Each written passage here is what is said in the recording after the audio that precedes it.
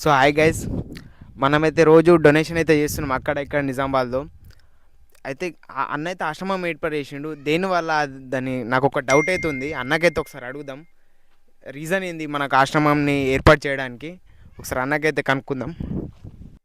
Hi friends అందరికీ. సరిగ్గా ఒక 1.5 year క్రితం పేపర్లో ఒక న్యూస్ చూసిన.